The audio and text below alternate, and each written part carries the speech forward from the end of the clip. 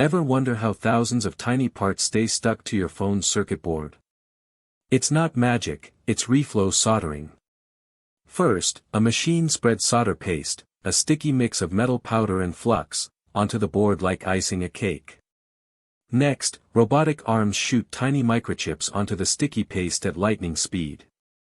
Here comes the crazy part. The whole board goes into a massive conveyor belt oven.